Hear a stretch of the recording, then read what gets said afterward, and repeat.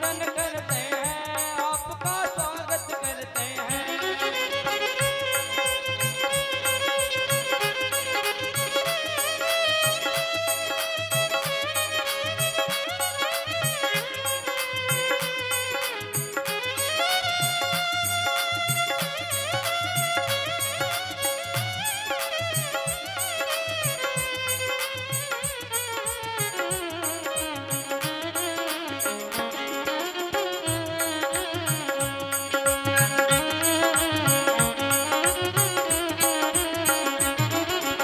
सत्संग की सवेला में, सत्संग की सवेला में गुरुदेव पधारे हैं, अभिनंदन करते हैं, आपका स्वागत करते हैं, आपका स्वागत करते हैं, आपका स्वागत करते हैं।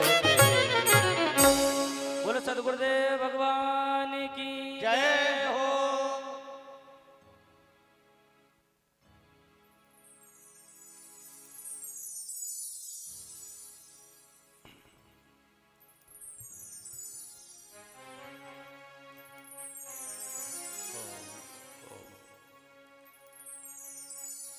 हरि शरणम, हरि शरणम, हरि शरणम। दो बार भगवान नाम संकीर्तन। श्रीमन्नारायण नारायण नारायण, श्रीमन्नारायण नारायण नारायण, श्रीमन्नारायण नारायण नारायण, श्रीमन्नारायण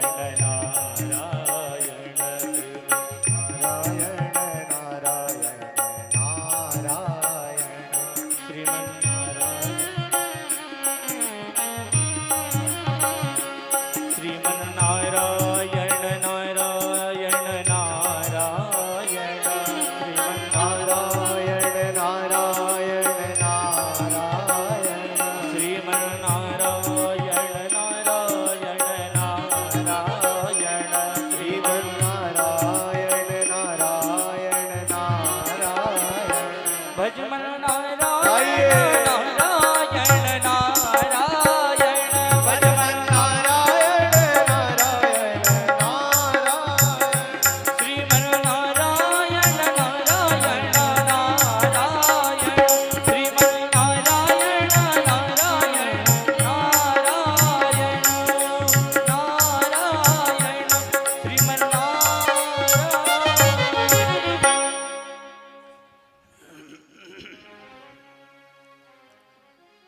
बोलिए आनंद कंद भगवान की जय हो। ओ।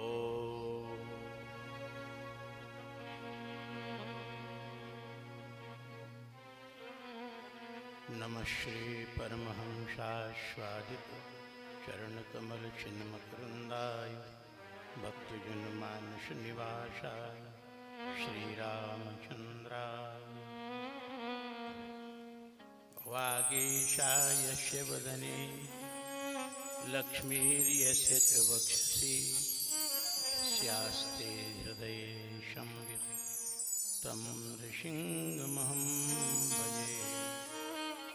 विश्वसर्ग विसर्गादि नवलक्षण लक्षितं श्रीकृष्णाख्यं परं धाम जगद्धाम नमामि। प्रचोदितायैन पुरा सरस्वती वितन्वता यशतीं स्मृतिं हृदि स्वलक्षणा प्रादुर्भूत्किलास्यतः शमे ऋषीणां वृषभो प्रसीदताम्। भूतैर्महद्भिर्य इमाः पुरो विभुर्निर्माय शेते यदमुंशु पूरुषः मुङ्क्ते गुणान् षोडश षोडशात्मकः षोडङ्कृशिष्टो भगवान् वचांसि मे।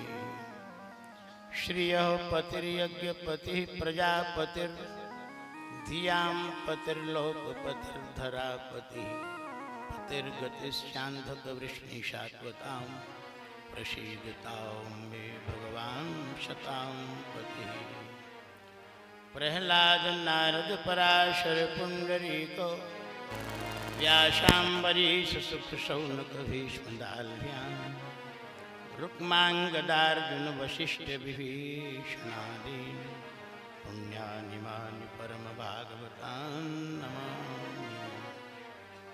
वाञ्छाकल्पतरुभ्यश्च कृपा सिन्धुभ्य एव च पतितानां पावनेभ्यो वैष्णवेभ्यो नमो नमः।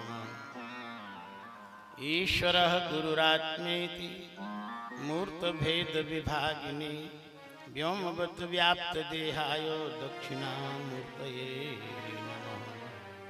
व्यासाय विष्णुरूपाय व्यासरूपाय विष्णवे नमो वै ब्रह्मविधये वासिष्ठाय नमो नमः।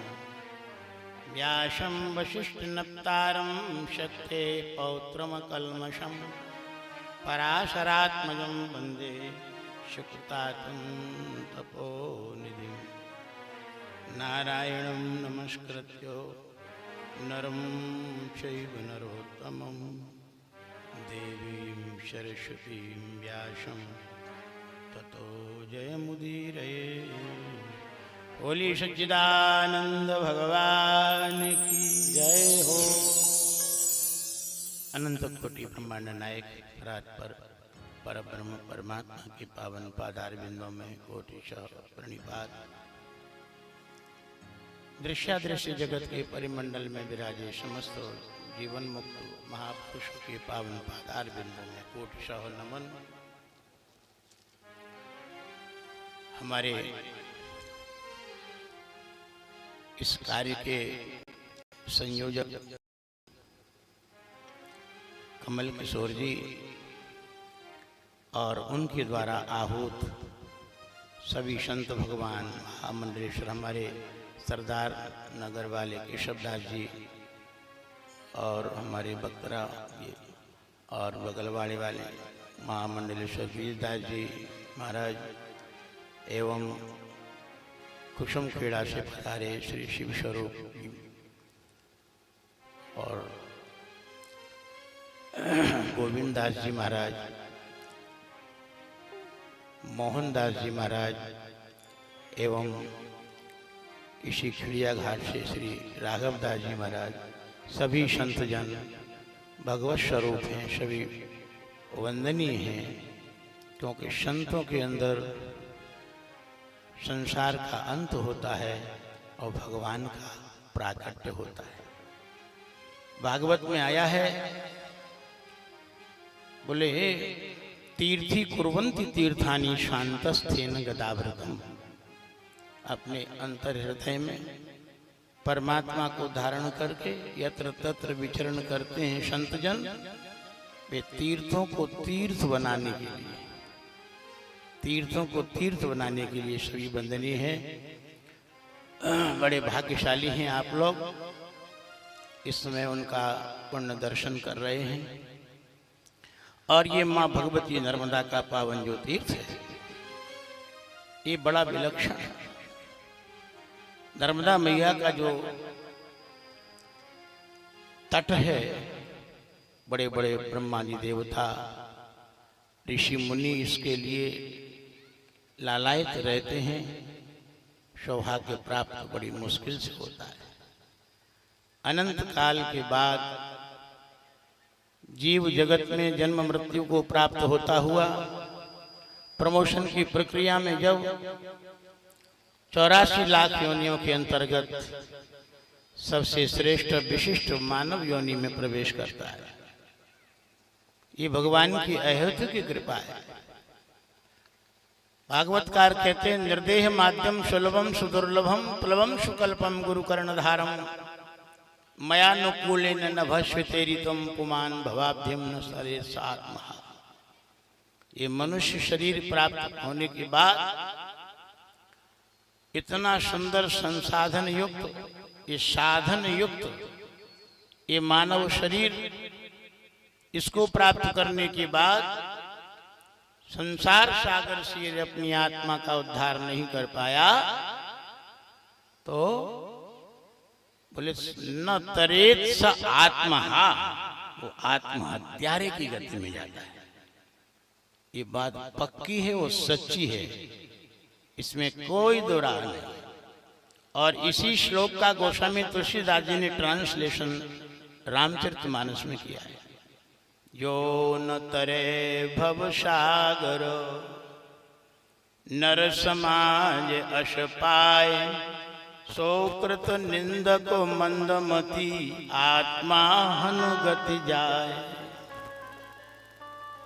आप लोग मनुष्य हैं कि नहीं, ये स्वीकारते हो? मनुष्य है ना, और मनुष्य भी कहाँ के हो आज क्लियर कर लो।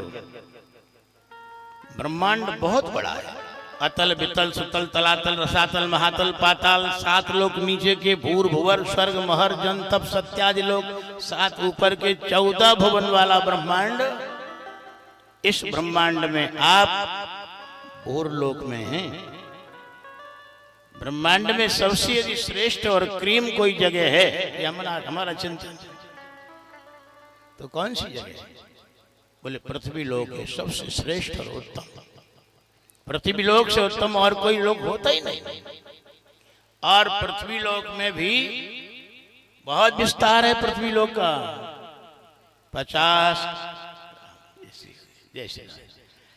50 करोड़ योजन का परिमंडल पृथ्वी लोक का है, जहां आप विराजे हो। ये पृथ्वी का जो तलभाग है बहुत विस्तार वाला है, जिसका बीच सेंटर सुमेरु पर्वत है।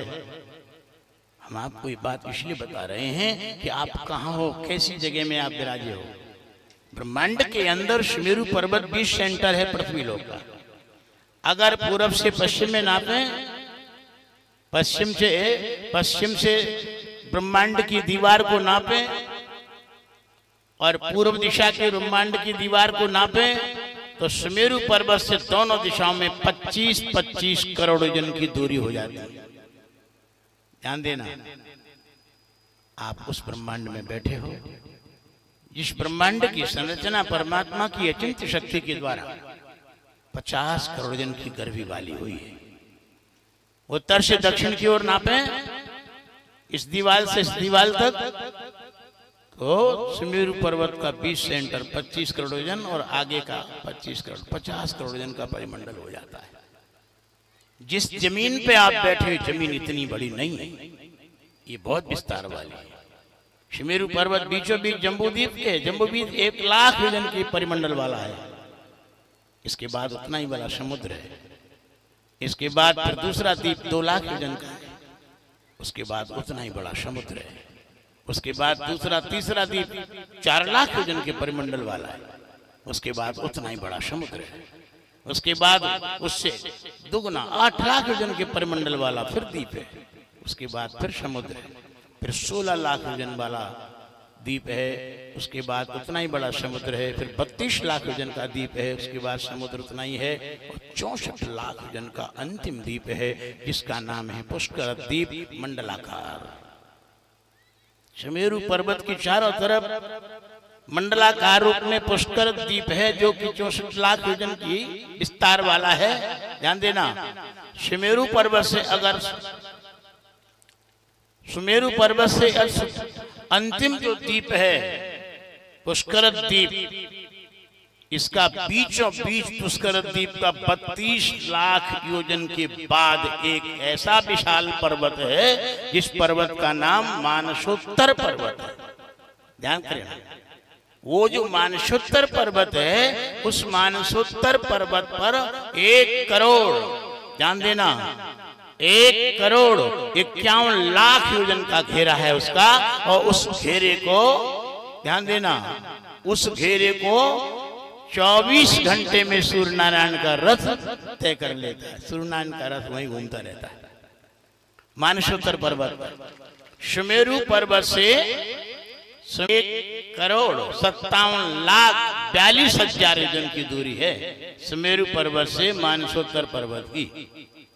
1 करोड़ 51 लाख 42 हजार योजन की दूरी है। और 9 करोड़ योजन का परिमंडल मानसोत्तर पर्वत का है। ये बड़ा विस्तार है। सूर्य नारायण, उसके बाद फिर पृथ्वी है। आधा द्वीप तो पुष्कर द्वीप है, उसके बाद 64 लाख योजन का समुद्र है, और उसके बाद फिर कितनी भूमि, सुमेरु पर्वत से मानसोत्तर पर्वत की जितनी दूरी है उतनी भूमि पड़ती पड़ी। ध्यान देना, 1,57,42,000 योजन की भूमि अंतिम जो द्वीप है उसके बाद ऐसी पड़ी है। उसके बाद प्रत्येक दिशा में 8.5 लाख योजन की भूमि स्वर्ण की है। वो स्वर्ण आप लोगों ने कभी नहीं देखा होगा। इतना विलक्षण स्वर्ण है प्यारे, दर्पण से भी ज्यादा चिकना। आप जो दर्पण देख पाते हो इससे भी ज्यादा चिकना वो स्वर्ण है। हर दिशा में 8.5 करोड़ योजन का परिमंडल। ध्यान देना, और उस भूमि में यदि कोई पदार्थ गिर जाए एक झटके में स्वर्ण बन जाता है। इतना पावरफुल स्वर्ण है। उसके संपर्क में अगर कहीं पत्थर आ जाए वो भी स्वर्ण बन जाता है। उसके संपर्क में यदि लकड़ी आ जाए तो वो भी स्वर्ण बन जाता है। इतना पावरफुल वो स्वर्ण है। वो भूमि, उस भूमि में देवतागण जाके क्रीड़ा करते हैं। 33 कोटि जो देवता हैं उस भूमि में क्रीड़ा करते हैं। जिनको सोना ज्यादा प्रिय हो तो उस भूमि में चला जाए, आनंद करे। यहाँ काय को तोला तोला पे लड़ाई झगड़ा कर रहा है, हैं? 8.5 करोड़ 8.5 करोड़ योजन का परिमंडल शुद्ध स्वर्णमयी भूमि का है। उसके बाद आगे अभी भूमि समाप्त नहीं हुई, अभी पृथ्वी लोक समाप्त नहीं हुआ। उसके बाद आगे जब तुम चलोगे तब लोकालोक पर्वत आएगा। और लोकालोक पर्वत इतना विशाल पर्वत है कि जिसके गर्भ में सूर्य, चंद्रमा, नक्षत्र, तारागण ये सब टिमटिमा रहे हैं, चमक रहे हैं। इनका प्रकाश बाहर नहीं जा सकता है।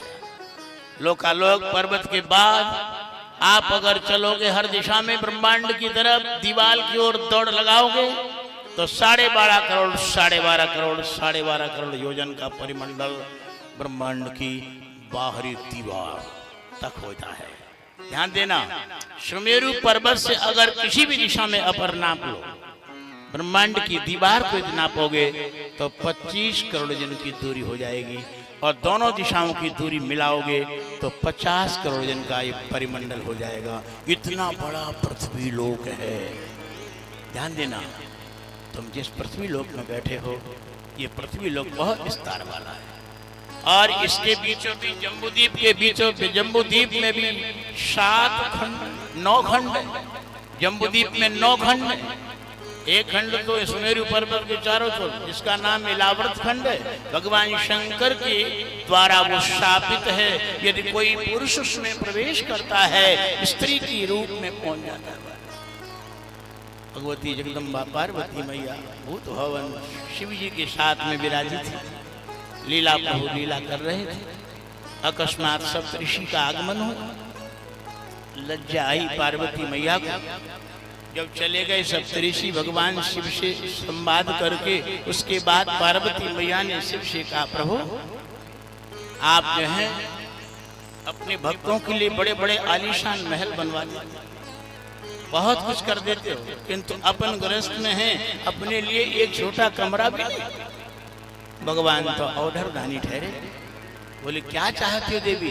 बोले हम गृहस्थ हैं तो एक मर्यादित रूप से रहना चाहते। भगवान शंकर बोले अच्छा ठीक है। तुरंत भगवान शिव ने कहा, देवी ये इलावर्त खंड ये तुम्हारा रनिवास बनाए देते।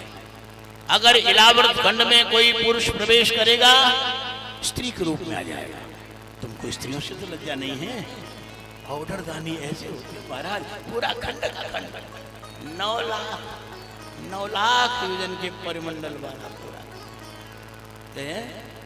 इस तरह से इलावर्त खंड के बाद अलग अलग दिशाओं में केतुमाल खंड, भद्राश खंड, रम्यंग खंड, गुरु खंड आदि, दक्षिण दिशा में जो किमपुरुष खंड, उसके बाद अपना खंड है जिसको हम भारतवर्ष कहते हैं। एक खंड की दूरी दूसरे खंड के बीच में मर्यादा पर्वत है और वो मर्यादा पर्वत 2000 योजन की मोटाई वाला है।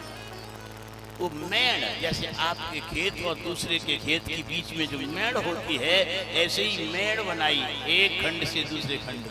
परमात्मा 2000 योजन की मेड़ है और एक खंड का दूसरे खंड से विभाजन होता है। कहने का मतलब है जम्बू द्वीप में 9 खंड हैं, 9,000 योजन के हैं। उनमें से आप भाग्यशाली पुरुष बैठे हैं दक्षिण दिशा में सुमेरु पर्वत के अंतिम खंड में। इस खंड का नाम है वर्धखंड। ध्यान देना, आप लोग जहां बैठे हो ब्रह्मांड के अंदर सबसे श्रेष्ठ जगह मात्र यही है, क्योंकि यहाँ पर कर्मों की खेती होती है और ब्रह्मांड में कहीं भी कर्मों की खेती नहीं होती है। इसलिए आप सबसे बड़े भाग्यशाली। कर्मों के करने के बाद जो फल मिलता है, किम पुरुष खंड में नहीं, रम्य खंड में नहीं, हिरणमय खंड में नहीं, बद्रास खंड में नहीं। अगर मिलता है कर्मों का फल तो सिर्फ वर्ध खंड में मिलता है। और वर्ध खंड में भी ध्यान देना, उन खंडों में जो रहते हैं, आपके हृदय में जिज्ञासा हुई होगी कौन रहते हैं उन 8 खंडों में। 8 खंडों में उन भद्रात्मा पुण्यात्माओं को पहुंचाया जाता है जो स्वर्ग में जाकर के अपने पुण्यों का पूरा भोग कर लेते। जो यहाँ से पुण्य करते और पुण्य करने के बाद सीधे स्वर्ग जाते, और स्वर्ग से पुण्य समाप्त होने के बाद उनको नीचे जब पतन होता है तो उनको उपदेव बनाया जाता है। ध्यान देना, उपदेव एकदम बेइज्जती नहीं की जाती। ऊपर स्वर्ग में पहुंच गया, जैसे प्रधानमंत्री कोई बन जाए बाहर तो उसकी बेइज्जती एकदम बंगला मिलेगा, सिक्योरिटी गार्ड मिलेगा, वेतन भाड़ा मिलेगा। ऐसे ही आप जब देवता बन जाओगे तो देवता बनने के बाद एकदम धक्का दे के नीचे फुटपाथ पे नहीं पटके जाओगे। ध्यान देना, आपको सबसे पहले जन्म उन 8 खंडों में, जम्बूद्वीप के जो 8 खंड उनमें मिलेगा और वहां पर त्रेता युग के समान युग रहता है। 10,000 वर्ष की आयु रहती है प्रत्येक मनुष्य, प्रत्येक उपदेवता की। कितनी आयु? 10,000 वर्ष तक कोई बीमारी नहीं होती है, बुढ़ापा नहीं आता है, इंद्रियों की शक्ति का कभी ह्रास नहीं होता है। वज्र संघनन का है, वज्र संघनन का है, और त्रेता युग के समान युग सदा वहां बना रहता है। ध्यान देना, और 10,000 वर्ष की लंबी आयु में एक ही संतान पैदा होती है। ध्यान देना, एक ही संतान पैदा होती है। बड़ी विलक्षण व्यवस्था है। वहाँ न नौकरी करना पड़ती, न व्यापार करना पड़ता, न कहीं किसानी करनी पड़ती। वहाँ तो बड़ी विलक्षण स्थिति है। जन्म से ही अणिमा, लघिमा, गरिमा, प्राप्ति, प्राकाम्य, ईशित्व, वशित्व आदि अष्ट सिद्धियाँ जन्म से ही उनके शरीर में आती। आकाश में उड़ना, अंतर ध्यान होना, पर काया प्रवेश करना। ध्यान देना, सुमेरु पर्वत पे जो 4 वृक्ष हैं, उनमें से जो बरगद का वृक्ष है 100 डाले हैं, उनमें से खाने पीने सामग्रियां हैं। सुमेरु पर्वत पर बरगद के वृक्ष के डालियों से निरंतर निकलती रहती हैं। 8 खंड में रहने वाले जो उपदेव हैं, विमानों में बैठ के आकाश मार्ग से जाते हैं, उपयोग करने वाली सामग्रियों को ले आते हैं, उपयोग करते हैं। बड़ी विलक्षण व्यवस्था है। जी तो ललचा रहा होगा, किसानी कर कर के हैरान हो गए, व्यापार कर कर के हैरान, नौकरी कर कर के, और फिर भी अभी तक सुखी नहीं हो पाए।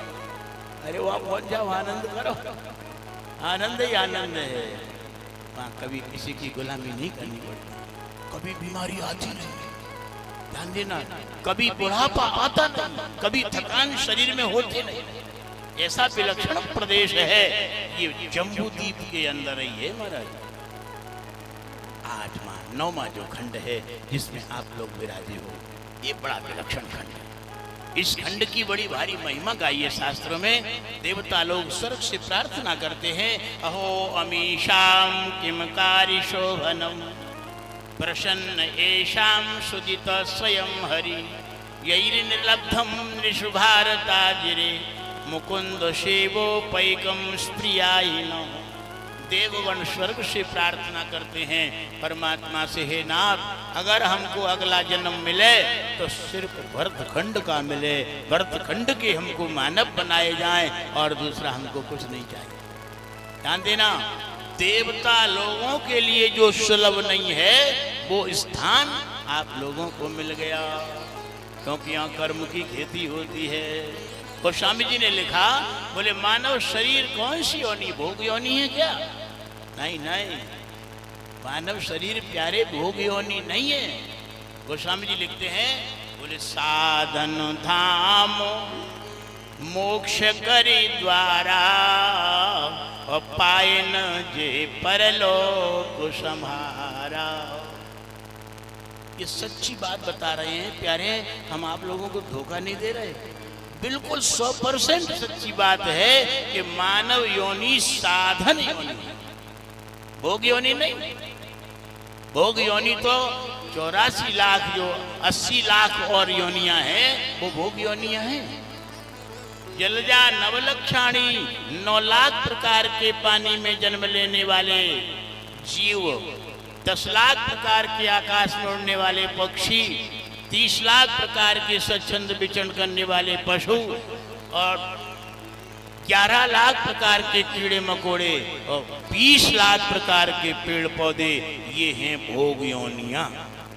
ध्यान देना, पानी के जीव भी भोग योनि है, उनको जहां जिस योनि में जन्म मिल गया उसके अलावा चेंज नहीं कर सकते। पेड़ जितने भी हैं, इन पेड़ों की शरीर जिनको प्राप्त हो गए, अगर किसी को बमूल बना दिया गया, ध्यान देना, जीवन भर बमूल बन के रहना पड़ेगा, आम नहीं बन सकता। अगर किसी को आम बना दिया गया तो जीवन भर आम ही बन के रहना पड़ेगा। किसी को धतूरा बना दिया तो धतूरा ही बन के रहना पड़ेगा, क्योंकि वो भोग योनि है। अगर कोई कुत्ता बन गया तो कुत्ता से गधा नहीं बन सकता, घोड़ा नहीं बन सकता। कितना ही वैज्ञानिक लोग अपना पूरा जोर लगा दें, गधा से घोड़ा नहीं बन सकता, घोड़े से हाथी नहीं बन सकता, हाथी से शेर नहीं बन सकता। 80 लाख प्रकार की योनियां सिर्फ भोग योनियां हैं, उनमें कोई चेंजेज नहीं हो सकता। किंतु योग योनि और साधन योनि यदि कुछ है तो सिर्फ मानव शरीर है। आप बहुत भाग्यशाली, अनंत काल की प्रतीक्षा के बाद हम तो आपको एक सलाह देने आए हैं, कोई प्रवचन करने नहीं आए। आपको हम सलाह देने आए हैं, आप अपने हो। इस कल्प में, श्वेत 12 कल्प में और जम्बू द्वीप में, भरतखंड में और भारतवर्ष में, मध्य प्रदेश में और खिड़िया घाट नर्मदा के किनारे अपने लोगों का समागम हुआ है। ब्रह्मांड के किसी कल्प में कभी कोई समागम रहा होगा। ध्यान देना, एक अनंत काल के गर्भ में, अनंत काल से जीवात्मा जन्म मृत्यु को बार बार प्राप्त हो रहा है। ध्यान देना, अब ये संयोग होगा ये कोई कह नहीं सकता है। जैसे नर्मदा में पूर आ जाए, 2 तिनकों को मिला के छोड़ दिया जाए, वे तिनके चल के आगे 100 किलोमीटर की दूरी हासिल कर लें। एक तिनका दूसरे तिनके से 100 किलोमीटर की दूरी हो बना ले। क्या तुम कल्पना कर सकते हो कि वो तिनका दोबारा उस नर्मदा के प्रवाह में मिल पाएगा? बोलो। ठीक इसी तरह से हम जीवात्माओं का जगत में जन्म हुआ है, आज मिलन है और कल बिछो हो जाएगा, और बिछो के बाद फिर कभी मिल नहीं पाएंगे, फिर कभी नहीं मिल पाएंगे प्यारे। इसलिए मानव शरीर प्राप्त करके साधन योनि है, और साधन योनि में 3 बातें बताई। बोले साधन धाम, ये साधनों का धाम है।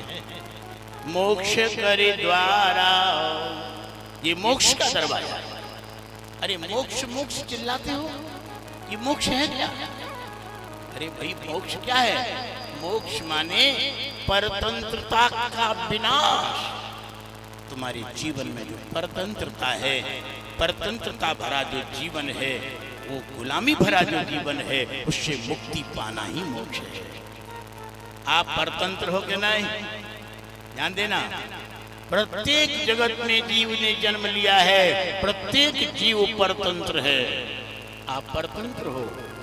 अगर मानव शरीर में हो तो मानव शरीर की परतंत्रता है आपके अंदर। मानव शरीर की क्या परतंत्रता है? मानव शरीर की सबसे पहली परतंत्रता है जन्म। जन्म हुआ आपका, जन्म के कष्ट को आप नहीं रोक सकते। जब जब आप जन्म लोगे तब तब आपको जन्म का कष्ट भोगना पड़ेगा। ये ठंडे दिमाग से समझ लो। माताएं जानती हैं जब बच्चा जन्म लेता है तो कितना कष्ट होता है। हमारे शास्त्रों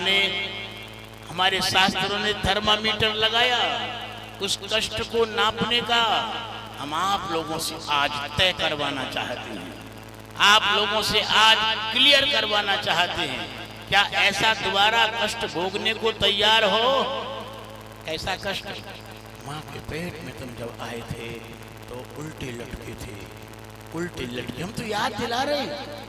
नीचे को सिर था, ऊपर को पैर थे और एक झिल्ली के अंदर बंद थे। झिल्ली में लिक्विड भरा हुआ था। तुम नाक से सांस नहीं ले पा रहे थे, मुंह से श्वास नहीं ले पा रहे थे, तुम्हारी आंखों भी बंद थी, तुम्हारे मुंह कान नाक में सब में बलगम भरा हुआ था। वो दर्दनाक कंडीशन को अगर हम स्मरण करते हैं, रोंगटे खड़े हो जाते हैं, दिल थर्रा जाता है महाराज। वो कंडीशन थी मां के गर्भ में। तुम बढ़ रहे थे, शरीर में जगह नहीं थी, तुमको भूख प्यास लग रही थी, तुम भोजन नहीं कर पा रहे थे। माँ ने अगर गर्म भोजन किया है ऐसा महसूस करते थे जैसे किसी ने तेजाब डाल दिया हो। माँ ने अगर मिर्ची वाली कोई चीज खाई है तो तुम्हारे सुकोमल शरीर में इतनी भयंकर वेदना हुई है जैसे किसी ने कुल्हाड़ा मार दिया हो। तुमने माँ के पेट में लाखों बार मूर्छा अवस्था को प्राप्त हुए हो, बार बार तुम दुखी हुए हो, माँ के पेट में बार बार मूर्छित हुए हो और परमात्मा से प्रार्थना की है। भूल गए वो दिन? हम तो केवल आगाह कर रहे हैं। क्या उस दर्दनाक कंडीशन से दोबारा गुजरना चाहोगे? 9 महीने तुमने माँ के पेट में उल्टे लटक करके प्रतीक्षा की, परमात्मा से प्रार्थना की है ना, मुझे इस नरक के गड्ढे से बाहर निकालो। परमात्मा से रोज तुम प्रतिपल प्रार्थना करते थे। और आपको ध्यान देना, आपकी श्वास एड़ा पिंगला से मुक्त होकर के सुषुम्ना में जब प्रवेश कर गई थी माँ के गर्भ में, 7वें महीने में तुम्हारा प्राण स्थिर था। उस स्थिरता के कारण तुम्हारे अंदर 100 सैकड़ों जन्मों की याद आई थी। भूल गए? आज तो एक जन्म की याद नहीं है। माँ के गर्भ में पिछले सैकड़ों जन्मों की याद आई थी। तब तुम बार बार परमात्मा से प्रार्थना करते थे, हे नाथ मैं बार बार धोखा खा के आया हूँ, माया के गुलाम होकर के आया हूँ, हे नाथ मुझे जल्दी से इस नरक के गड्ढे से निकालो। अब मैं आपका ही भजन करूंगा, दुनिया की तरफ देखूंगा नहीं। ध्यान देना, आपने सौगंध खाई है परमात्मा से, क्योंकि आपको वो पीड़ा बर्दाश्त नहीं हुई है माँ के गर्भ में। हम जान पा रहे हैं 3 घंटे कथा होती है, आप एक आसन से नहीं बैठ पा रहे हो। है कोई माई का लाल जो एक ही आसन से 3 घंटे बैठ पाए? जो 3 घंटे ही तुम एक आसन से नहीं बैठ पा रहे, कितनी पीड़ा महसूस करते हो। 9 महीने रेगुलर एक ही कंडीशन में लटकना पड़ा था, कितनी पीड़ा हुई होगी, जरा अंदाजा लगाओ। क्या दोबारा तुम उस कंडीशन को स्वीकार करोगे? ध्यान देना, माँ के गर्भ की दर्दनाक कंडीशन को छोड़ो, मारो गोली। तुम माँ के पेट से जिस दिन निकले थे उस दिन कितनी पीड़ा हुई थी। तुम्हारी ऊपर की सांस ऊपर, नीचे की नीचे, और तुम्हारे अंदर शरीर का पूरा कचूमर निकल गया। इस कंडीशन में तुम पैदा हुए थे माँ के पेट से, जैसे कोल्हू में से गन्ने को पेर दिया जाए और पूरा कचूमर निकल जाए, ऐसी तुम्हारी कंडीशन तुम्हारे शरीर की हुई थी। क्या ये कंडीशन दोबारा चाहोगे? हाथ उठाओ। माँ के गर्भ में 9 महीने उल्टे लटकना, झिल्ली के अंदर बंद रहना, बार बार भयंकर माँ के गर्भावस्था के कष्ट को बर्दाश्त करना, माँ के पेट से निकलने के समय मौत जैसा कष्ट, 100 बिच्छू एक साथ काटे, उस कष्ट को बर्दाश्त करने के लिए तुम तैयार हो क्या? उठाओ हाथ। कौन तैयार है? कोई तैयार नहीं। तुम्हारा दिल थर्रा गया होगा, तुम्हारा दिल थर्रा गया होगा। प्यारे, वो समय कब आएगा जब तुम्हारा दिमाग चेत जाएगा। ध्यान देना, वो जन्म का कष्ट तुम शरीर को धारण करोगे जब जब तुम शरीर को जब जब धारण करोगे तब वो जन्म का कष्ट तुमको व्यापेगा, इसलिए इससे मुक्त होने का उपाय करो। ये पहला कष्ट है। और दूसरा कष्ट ध्यान देना, दूसरा कष्ट बड़ा दर्दनाक, बड़ा खतरनाक है। तुम्हारे पास यदि शरीर रहेगा तो दूसरा कष्ट आएगा। वो दूसरा कष्ट है बुढ़ापे का। बुढ़े लोगों से पूछ लो, जिनकी आंख से दिखना बंद हो गया है, जिनके कानों से सुनाई देना बंद हो गया है, जिनकी झुर्रियां पड़ गई हैं चेहरे पर, दुनिया के लोग उनके चेहरे को देखना पसंद नहीं करते हैं, कान आंखों में गड्ढे पड़ गए हैं, महाराज मुंह से लार टपक जाती है, पता ही नहीं चलता है, दांत टूट गए, मुंह पोपला हो गया है, कमर कुकड़ गई है, महाराज lungs, liver, kidney, brain, heart सब डैमेज क्रमशः होने लगे हैं। उस कंडीशन को जरा भापो, उस कंडीशन को समझो। क्या वो कंडीशन अच्छी है? बोलो। तुमको आंख से दिख नहीं रहा है और तुम भोजन कर रहे हो, मक्खी चली गई, मक्खी खा रहे हो, पक्की बात महाराज। चींटी चली गई, चींटी दिखता नहीं, कोई बताने वाला है नहीं। तुम पड़े हो पलके पर, तुम्हारे शरीर में ठंड लग रही, पंखा चल रहा है, तुम्हारे कमर में वो ताकत नहीं तुम खड़े होकर के पंखे के स्विच को बंद कर सको। ध्यान देना, वो कंडीशन है। तुम लाचार हो गए हो, तुम बाथरूम तक नहीं जा पा रहे हो, तुम अपने हाथ से भर के पानी पीने की क्षमता वाले नहीं रहे हो, तुमको प्यास लगी है, घर वाले तुम्हारी बात सुनते नहीं, तुम बच्चों से चिल्ला रहे हो बेटा पानी ले आओ, बेटा अपनी मस्ती में मस्त है, तुम प्यासे बैठे हो, तब तुम्हारा दिल तुमको कचोटता है और भयंकर दुखी होता है और प्रभु से प्रार्थना है ना अब तो जल्दी इसको उठा लो।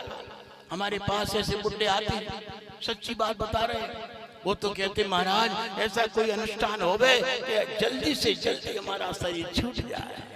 नहीं छूटता है, नहीं छूटता है।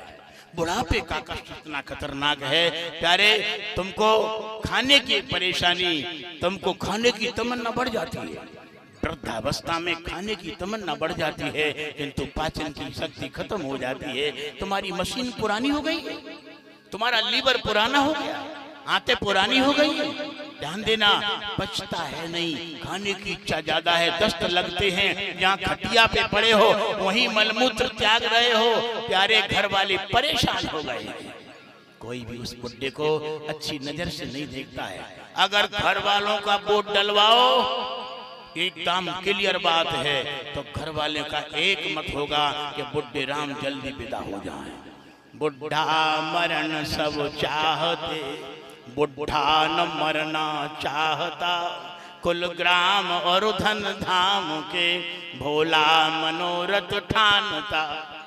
सारे लोग एक मत हैं, बहुएं भी सोच रही हैं दादा जल्दी निपट जाए, बेटा भी सोच रहे हैं अब तो कष्ट ही की हद हो गई, नाती अरे दादा गंदे हैं, वहीं थूकते हैं, मक्खी भिनकती हैं, दादा बड़ा गंदा है जल्दी निकल जाए। कोई घर वाला पसंद नहीं करता, वो दिन आ रहा है। क्या तुम ये बुढ़ापा पसंद करते हो? जरा उठाओ हाथ, कौन कौन बुढ़ापा पसंद करता है? कोई नहीं। इससे मुक्त होना चाहते हो ना? और तीसरी समस्या बड़ी खतरनाक है, आपको हम सच्ची सच्ची बात बता रहे हैं, गुमराह नहीं कर रहे। तीसरी बात, आपके शरीर में आती हैं बीमारियां। इतने लोग बैठे हो, ईमानदारी से बताओ तुम बीमार होते हो कि नहीं? कोई भी बीमारी अच्छी है क्या? दस्त लगना अच्छा है क्या? 10-20 बार दस्त लगे तो तुम्हारा कमर टूट जाती है, उठते बैठते नहीं बनता है, तुमको कपड़े बदलते नहीं बनता है। क्या वो कंडीशन अच्छी है? क्या कोढ़ होना अच्छा है? तुम्हारे अंदर कैंसर हो जाए भयंकर, वो कैंसर अच्छा है क्या? बोलो। सर्दी जुकाम खांसी श्वास अच्छी है क्या? 80 प्रकार की वायु की बीमारियां, ध्यान देना, 40 और 20 प्रकार की कफ पित्त की बीमारियां।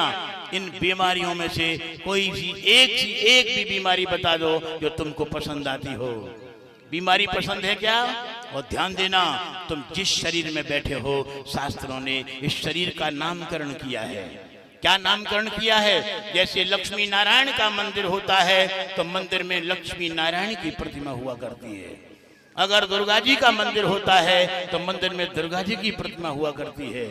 अगर राम जी का मंदिर होता है तो मंदिर में राम जी की प्रतिमा होती है, किंतु शरीर रूपी मंदिर में काय की प्रतिमा है? शास्त्रकारों ने लिखा, बोले शरीरम व्याधि मंदिरम, शरीर का नाम है व्याधि मंदिर। ध्यान देना, रोगों का मंदिर। तो रोगों के मंदिर में तुमको क्या मिलेगा? अच्छी अच्छी क्वालिटी के रोग मिलेंगे। अरे ये रोगों का मंदिर है जिसमें तुम बैठे हो। भूल न जाना, तुमको बचपन के रोगों ने सताया है, तुमको जवानी के रोगों ने सताया है, अब थोड़े दिन बुढ़ापे के रोगों का भी ले लेना आनंद। प्यारे, रोग की कंडीशन तुम्हारे शरीर में आएगी, कोई माई का लाल बच नहीं सकता है। रोगों की कंडीशन आएगी। क्या वो कंडीशन आप स्वीकार करना चाहते हो? नहीं, उससे मुक्ति चाहिए, उससे मुक्ति चाहिए। तुम चाहते हो हमारे शरीर में कोई रोग न हो। ध्यान देना, जन्म की खतरनाक कंडीशन तुमको अच्छी लगती नहीं, बुढ़ापे की खतरनाक कंडीशन तुमको अच्छी लगती नहीं, और रोगों की खतरनाक कंडीशन जो शरीर में व्याप्ति है वो अच्छी लगती नहीं। अब चौथी कंडीशन और सुन लो, यहाँ पर लोग बैठे हैं, कान खोल के सुन लें। चौथी कंडीशन आपकी वो होने वाली है जिस कंडीशन को ब्रह्मा भी नहीं बचा सकते हैं, और वो कंडीशन है तुम्हारी मौत की। वो मौत आ रही है, बड़ी तेजी से आ रही है, और ध्यान देना, तुम उस मौत का अंदाजा नहीं लगा सकते तो तुमको किस तरह से मरना पड़ेगा।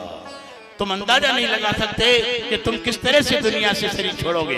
और ध्यान देना, जिस दिन तुम्हारा शरीर छूटेगा उस दिन तुम्हारे शरीर के 10 प्राणों का जब एकीकरण होगा तो उस दिन तुम्हारे शरीर में 100 बिच्छुओं की वेदना होगी। 100 बिच्छू एक साथ काटे, इतना कष्ट होगा। गोस्वामी जी ने संकेत भर किया है, बोले जन्म तो मरत दुसह दुख होई, और सो विहंग व्याप है नहीं तो। जन्म के समय भयंकर वेदना, मौत के समय भयंकर कष्ट, उस कष्ट को कोई बर्दाश्त नहीं कर पाता। मौत का कष्ट इतना जबरदस्त है, इतना खतरनाक है, वो बर्दाश्त ही नहीं होता, इसलिए मर जाते हो। ध्यान देना, क्या वो अच्छा है?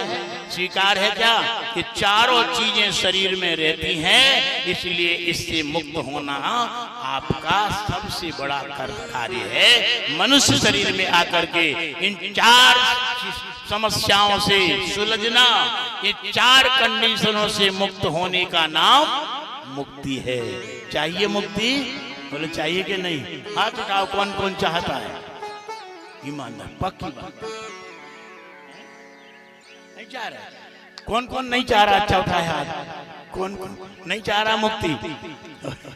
इन्हें पता ही नहीं हम काय मध्य हाथ उठा रहे हैं, उन्हें पता ही नहीं है।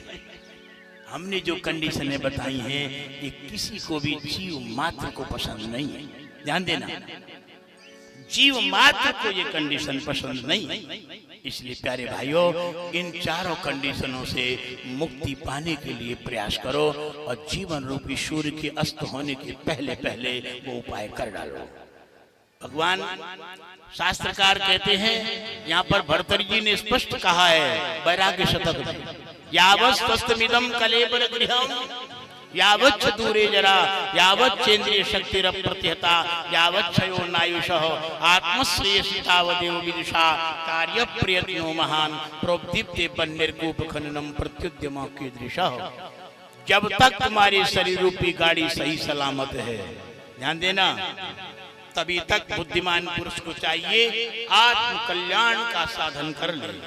जब शरीर रूपी घर में आग लग जाएगी, उस समय तुम कुदाली लेके पानी निकालने के लिए कुआं खोदोगे, क्या तुम आग बुझा पाओगे? रोग रूपी आग लग जाएगी तो तुम क्या खाक भजन करोगे?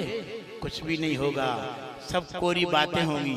इसलिए सत्संग करो, और सत्संग में बात का पक्का कर लो। ध्यान देना, जिसका उद्देश्य और प्रयोजन दृढ़ है, ये बड़ी मार्के की बात बता रहे हैं, जिसका प्रयोजन दृढ़ है उसका साधन दृढ़ हो जाएगा, और जिसका प्रयोजन ढुलमुल है उसका साधन भी ढुलमुल होगा, सफलता को प्राप्त नहीं होने देगा। इसलिए प्रयोजन को पक्का करो। आज खेड़िया घाट नर्मदा मैया के किनारे इस सत्संग शस्त्र में आप निश्चय करो, चाहे कुछ भी हो जाए, हमको अपनी आत्मा को बंधन मुक्त करना है, इन गुलामी भरे जीवन से मुक्ति लेना है। ध्यान देना, तो ये निश्चय हो जाएगा तो फिर साधन भी बनने लगेगा। भगवान की शरणागति ग्रहण कर लो।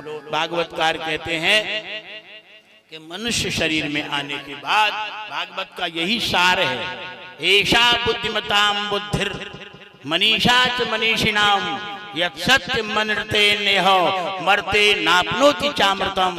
यही बुद्धिमानों की बुद्धिमानी है, यही समझदारों की समझदारी है, इस मरने वाले शरीर से उस अमर परमात्मा को पा लिया जाए, और दूसरी कोई बुद्धिमानी नहीं है। ध्यान देना, मनुष्य शरीर प्राप्त करके अपनी आत्मा का उद्धार करो। वो होगा कैसे? सुनते तो बहुत दिनों से चले आ रहे हैं, आखिर में आत्मा का उद्धार होगा कैसे? शरीर से बंधन मुक्ति मिलेगी कैसे?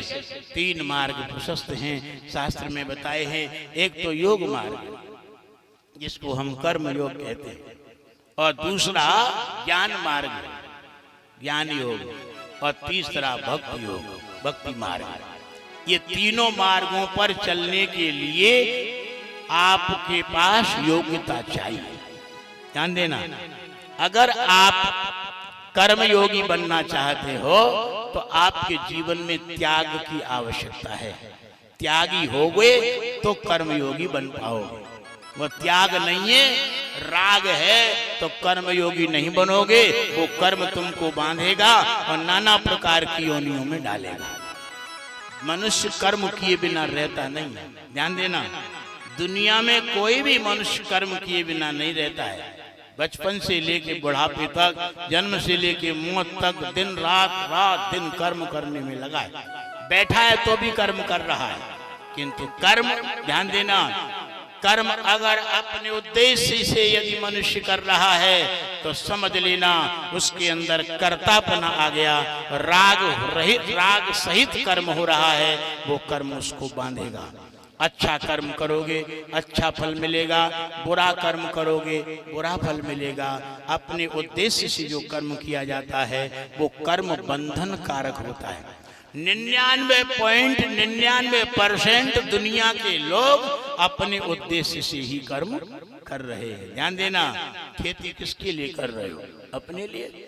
व्यापार किस लिए कर रहे हो? अपने लिए। नौकरी किसके लिए कर रहे हो? अपने लिए। जो भी कर्म कर रहे हो अपने लिए, अपनों के लिए। इसके अलावा ये कर्म बंधन कारक है। जब इस कर्म में योग लग जाता है, ध्यान देना, यही कर्म हम दूसरों के लिए करने लग जाएं तो समझ लेना ये कर्म योग हो गया। दूसरों के लिए कर्म करना योग हो गया। हम लोगों के अभी भ्रांति है, भूल भुलैया है कि हम अपने लिए कर्म करेंगे तो सुखी होंगे। सफेद झूठी बात है। दुनिया के लोग अपने लिए कर्म कर करके मरते चले जा रहे हैं। एक भी व्यक्ति बता दो कोई सुखी हुआ हो? बोलो, कोई सुखी होता ही नहीं। अपने उद्देश्य से जो कर्म करता है, अपने लिए सुख के लिए जो कर्म करता है, उसको कभी सच्चा सुख मिल सकता नहीं। सच्चा सुख तो वो है कि दूसरों के लिए कर्म करो और आप सुखी हो जाओ। दूसरों के सुख से आपको सुख होने लग जाए, समझ लेना अब ये कर्म बंधन से मुक्ति दिलाने वाला है और तुम्हारा शीघ्र से शीघ्र परमात्मा में प्रवेश होने वाला है। आप अपने सुख से सुखी होना चाहते हो, कभी नहीं हो सकते। आप दूसरों अपने सुख से सुखी होना चाहते हो, इसमें एक बात छुपी है। आप अपने सुख से सुखी होना चाहते हो तो दूसरों को दुखी करके। आपके घर में मिठाइयां आई और आप हावी हो गए कि हमको मिल जाए ज्यादा, दूसरे लोग परिवार के दुखी होंगे। दूसरों की भी इच्छा खाने की है। आपके घर में वस्त्र आए हैं, अच्छे से अच्छे कपड़ा लेने की आपकी इच्छा हो गई, ध्यान देना दूसरों को दुख हो गया, वो दुख तुम्हारे खाते में जमा होगा। अपना सुख भोगता व्यक्ति कभी सुखी हो सकता नहीं। ये राज है सबका।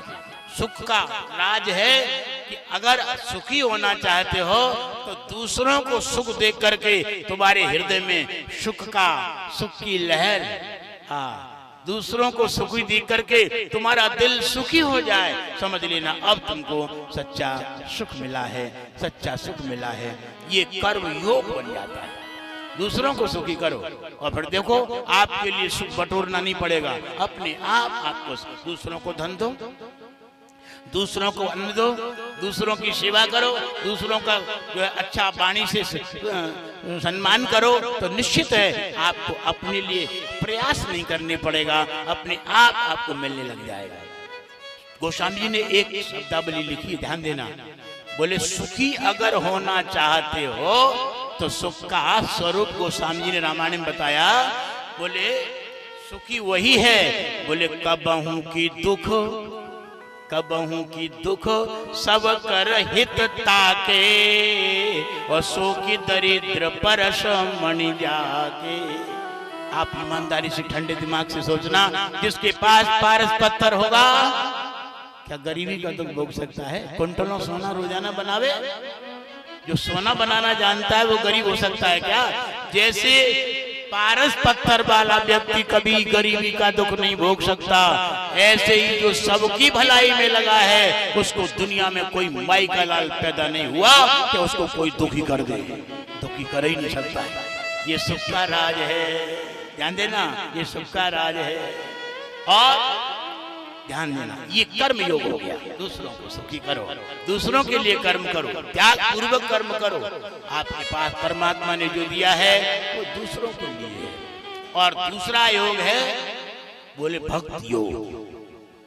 भक्ति योग में कुछ राग है, कुछ त्याग है, तब चलता है।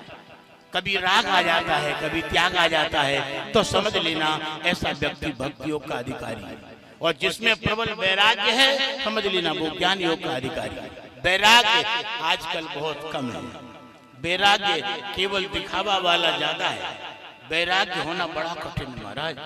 वैराग्य की छह क्वालिटी है, लंबा विषय हो जाएगा, पर इतना ही समझो कि संसार के प्राणी पदार्थ आपके पास उपयोग करने के लिए हैं, और किंतु फिर भी हम उनका उपयोग न करें।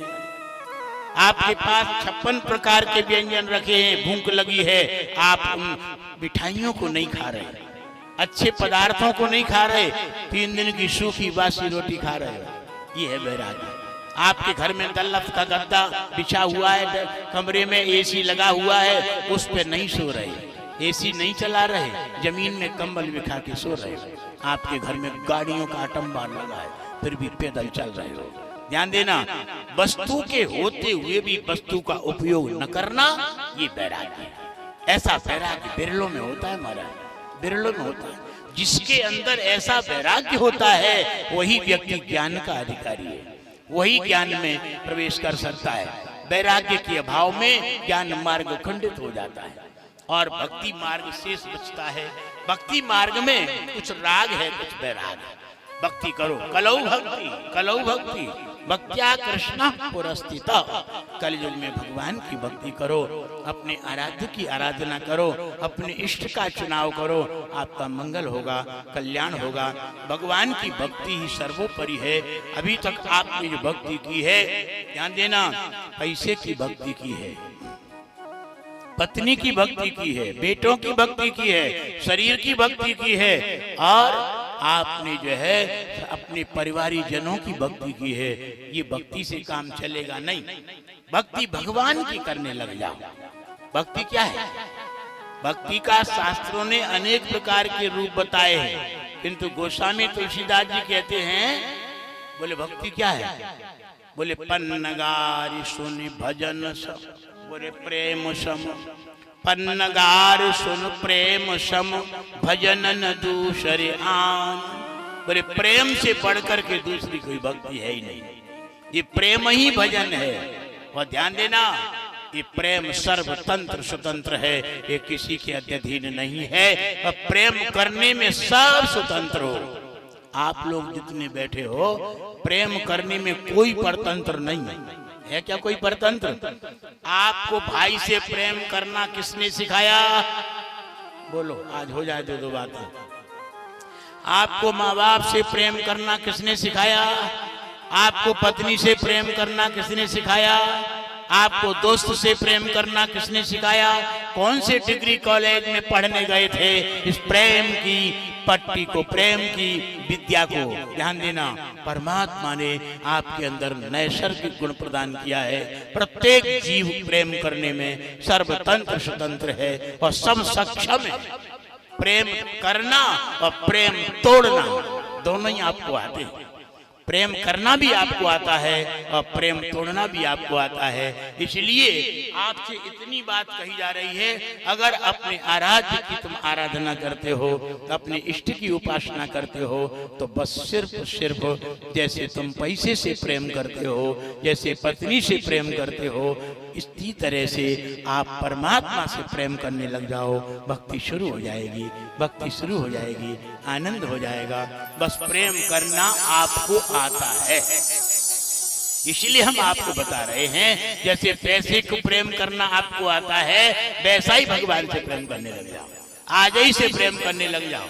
जब भगवान से प्रेम हो जाएगा तो सारे आपके कार्य भगवान की भक्ति बन जाएंगे। जैसे किसी चीज से प्रेम होता है तो उसकी प्राप्ति के लिए साधन जब करता है, तो प्रेम की कारण वो साधन, सब कार्य उसके साधन बन जाते हैं। ऐसी भगवान की भक्ति करो। आपके घरों में रामायण है, गीता है, भागवत है, आज से नियम बना लो।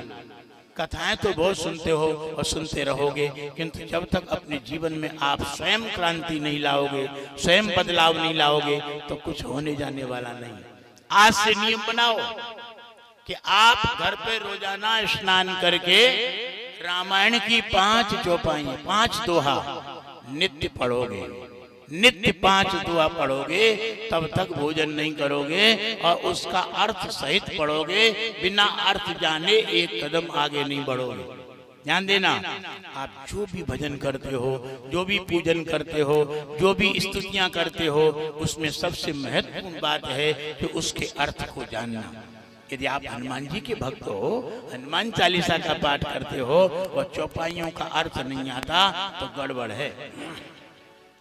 अर्थ के बिना अनर्थ होता है।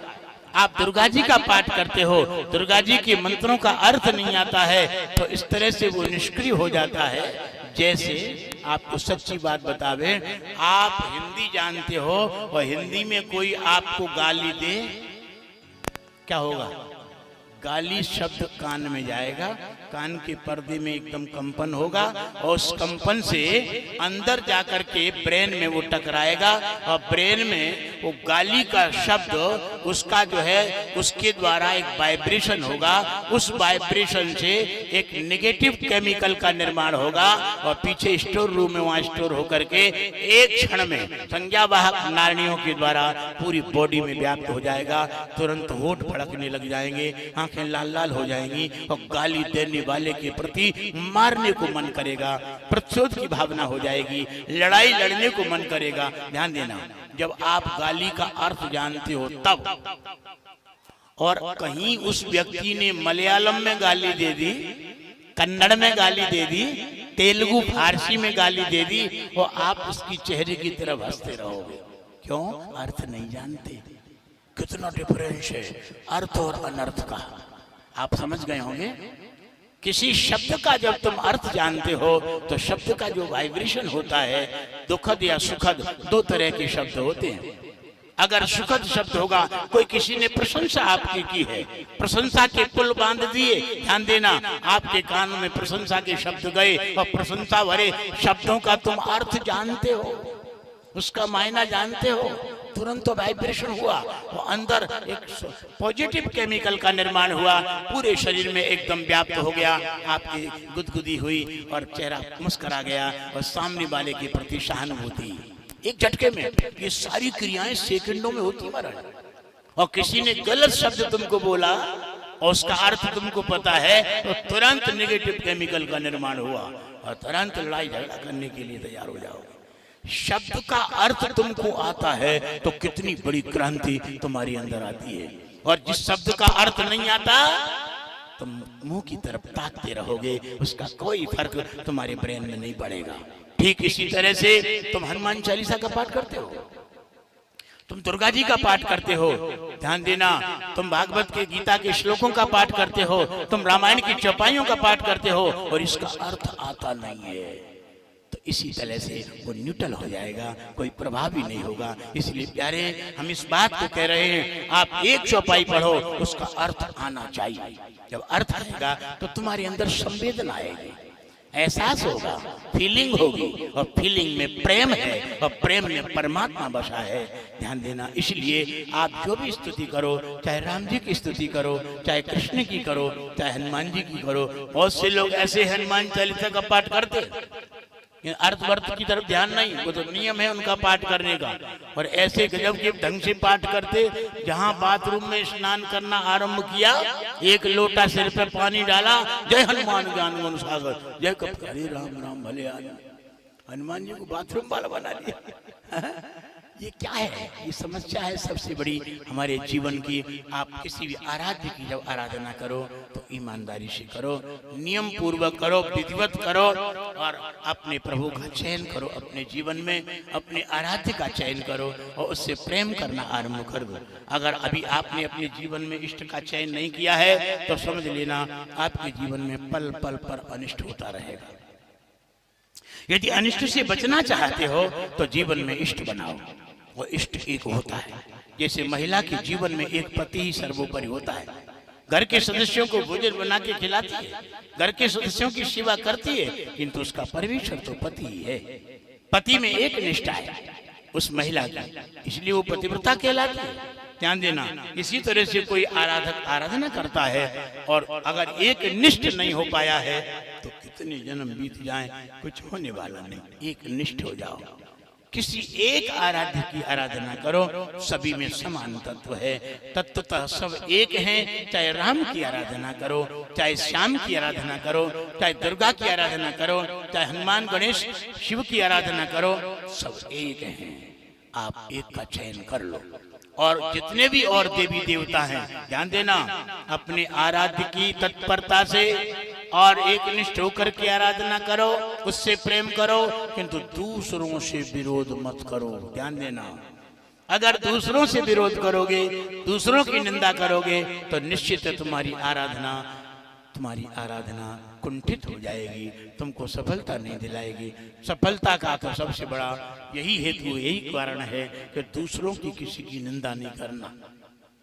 निंदा में जितना पावर हमारा खर्च हो जाता है, उतना पावर और किसी दूसरे कार्य में खर्च नहीं होता है। निंदा बहुत खतरनाक चीज है, इससे हमारी साधना कुंठित हो जाती है। अपने आराध्य की आराधना करो, प्रेम करने लग जाओ, आपका मंगल होगा, आपका कल्याण होगा। और भागवत जी का अंतिम संदेश है, कलेर दोष निधे राजन यस्ति एको महान गुण कीर्तनादेव कृष्णस्यो मुक्त संगः परम ब्रजेत। ये कलियुग दोषों का भंडार है, अत्याचार अनाचार का ये भंडार कलियुग है। इसमें पल पल पर अनाचार अत्याचार हो रहा है, किंतु इतना दोष युक्त होके भी कलियुग ये महान गुणदायी है। इसमें एक बहुत बड़ा गुण है कलियुग में। क्या गुण है? बोले निरंतर भगवान के नाम का कीर्तन करो, संकीर्तन करो, नाम का जाप करो, बस मुक्त संग हो जाओगे, परमात्मा का मिलन हो जाएगा, परमात्मा की प्राप्ति हो जाएगी। भगवान के नाम का जाप करना शुरू कर दो, भगवान के नाम का संकीर्तन करना शुरू कर दो।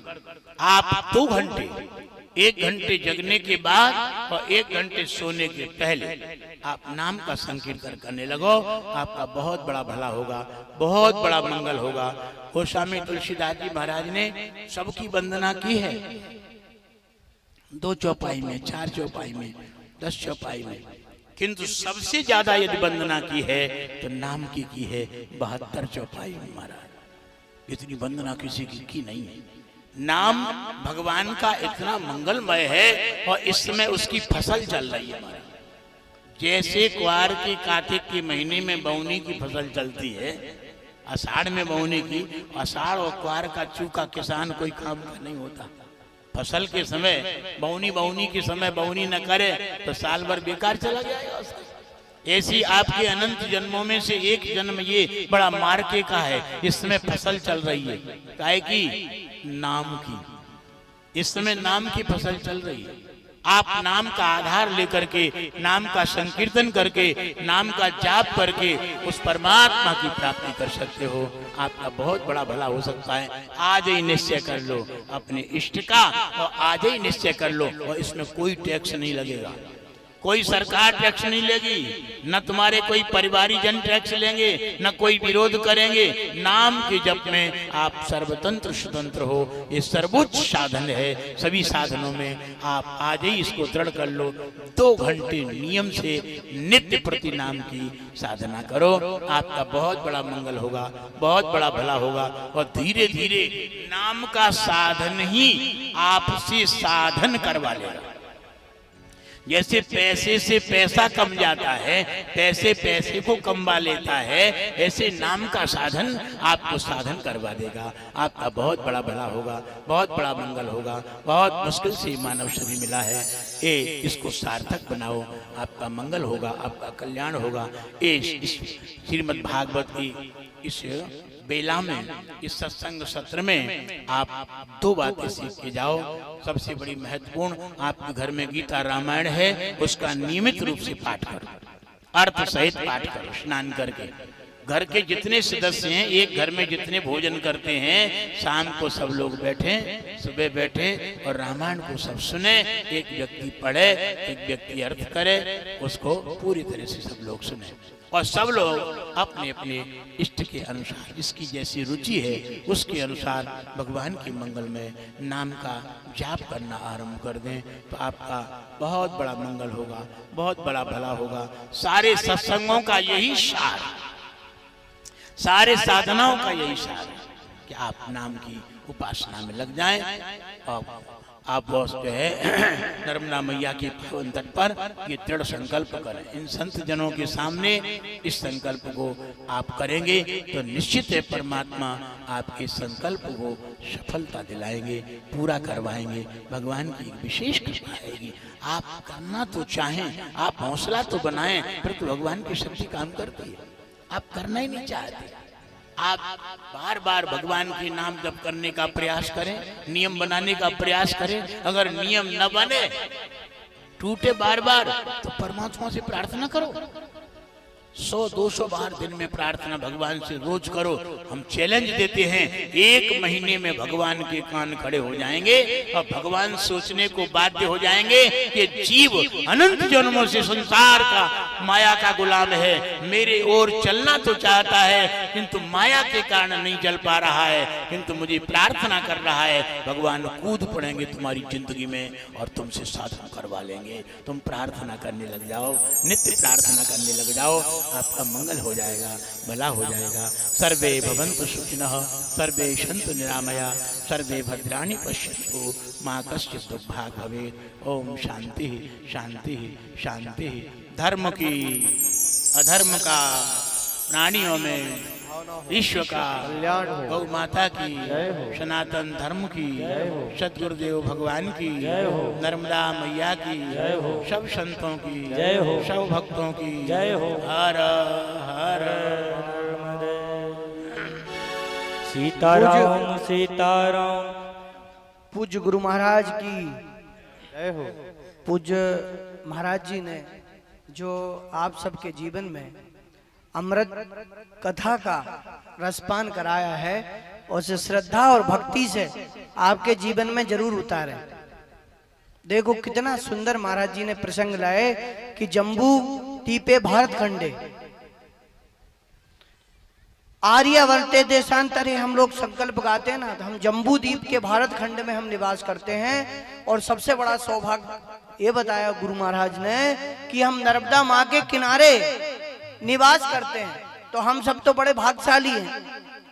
दूसरा पूज्यपाद महाराज जी ने आपको 84 से छूटने का जो तरीका बताया कि हम जब जीव आत्मा जन्म लेता है तो कितना वेदना और पीड़ा उसे सहन करना पड़ता है, कितनी वेदना। वो पूज्य महाराज जी के मुखारबिंद से आप लोगों ने सुना है, इसमें से अदाग बचना है। तो वही प्रसंग हम थोड़ी देर पहले कह रहे थे, धर्मेण हन्यते रिपु व्याधि, धर्मेण हन्यते रिपु पापा। उसके लिए आपको धर्म करना ही पड़ेगा। धर्म से जुड़ना ही पड़ेगा, महापुरुषों के सानिध्य में आपको आना ही पड़ेगा। हम पहले भी कह रहे थे कि भैया आपको दुख है, तकलीफ है तो डॉक्टर दवाई दे सकता है, आपको प्रेत लगा है तो पढ़ियार झाड़ सकता है, आपको नजर लगी है तो झड़ाई हो सकती है, पर आपके जीवन में जो दोष बने हैं वो धर्म के बिना कट नहीं सकते। और वो कब कटेंगे? अति हरि कृपा जाय पर होई, पांव दे तह मार्ग सोई। भगवान के सानिध्य में, भगवान की कृपा इस पांडाल में, धर्म के काम में, संतों की सेवा में, गो सेवा में, ब्राह्मणों की सेवा में जब आप लग जाएंगे तो आपका काम सुलभ हो जाएगा। सो धन धन प्रथम गति जाकी और धन पुंजरी गतिमती पाकी। आपका धन सौभाग्य ऐसे कार्यों में मिला है। और हमारे जो ब्यास जी हैं, यहाँ के कमल किशोर जी उपाध्याय जी, वो छोटी सी उम्र से ही धर्म की ध्वजा को हमेशा ऊंची शिखर पर ले जाना चाहते हैं और ले जाते रहते हैं। इनका सदैव हम तन से, मन से और धन से सहयोग करते रहें। और पूजपाद महाराज जी ने जो संकल्प आपको दिलाया है वो संकल्प लें। एक घड़ी, आधी घड़ी, जितनी भी मिले, 2 चौपाई, 4 चौपाई, 5 चौपाई, 10 चौपाई, आप रामायण की आपके जीवन में जरूर उतारें। इन्हीं शब्दों के साथ मैं जय जय सिया राम करता हूं। फिर कहूंगा कि श्रद्धा और विश्वास से आप लोग कथा में सुनते जरूर हैं पर आप ले जाते नहीं है। अभी महाराज जी ने कहा था और आपने हाथ ऊंचे कर दिए। देखो अभी थोड़ी सी व्यंग हास बसी, हम भी आपकी परीक्षा लेते हैं। बोलो जय श्री सीताराम जी महाराज की, श्री हनुमान जी महाराज की, हाथ ऊंचे करके बोलो। श्री नर्मदा मैया की, शंकर भगवान की, चारों भैया की, चारों महारानी की, रावण महाराज की। देखो हो गई रामलीला। देखो कहाँ गए थे, कहीं नहीं, काला है कछु नहीं। ऐसा मत करो। पूज्य महाराज जी की जो वाणी है उसको अपने जीवन में उतारे। बोल भागवत भगवान की। कीर्तन भैया, कीर्तन आरती।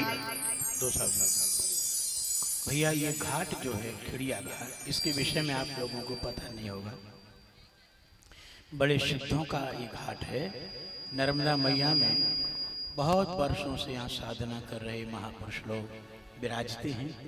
और यहाँ ये जो सत्संग सत्र चल रहा है उन्हीं सिद्धों की विशेष कृपा से और उसी कृपा से प्रेरित होकर के हमारे कमल किशोर जी यहाँ आए हैं और इन्होंने यहाँ इस सत्संग सत्र का बीड़ा उठाया है। ये विशेष कृपा की भाजन है और यहाँ नित्य जो है भगवान का मंगलमय आराधना होता है, जब तप होता है, निरंतर वो इस संस्कार में लगे रहते हैं। ये सिद्धों की विशेष कृपा है।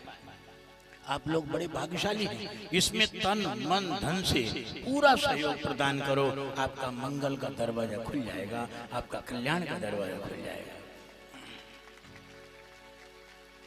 सीताराम सीताराम सीताराम गाए जा, राम जी के चरणों में मन को लगाए जा। सीताराम सीताराम सीताराम गाए जा, राम जी के चरणों में मन को लगाए जा। सीताराम सीताराम सीताराम गाए जा, सीताराम सीताराम सीताराम गाए जा। राम जी के चरणों में मन को लगाए जा, राम जी के चरणों में मन को लगाए जा। इसी भव गंगा में डुबकी लगाए जा, राम जी के चरणों में मन को लगाए जा। सीताराम सीताराम सीताराम गाए जा, राम जी के चरणों में मन को लगाए जा। हरि बोल। सभी कार्यों की सेवा करते हुए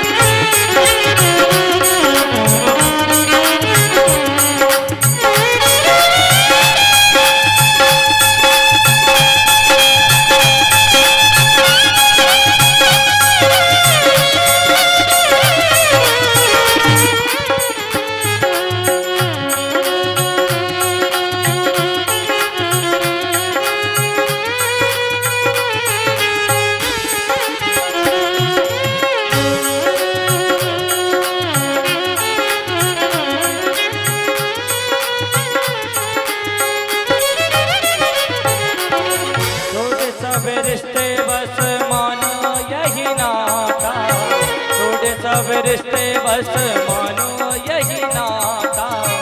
पिता रघुनाथ जी श्री जानकी जी माता, पिता रघुनाथ जी श्री जानकी जी माता। इसी भाव गंगा में डुबकी लगाएगा, इसी भाव गंगा में डुबकी लगाएगा। राम जी के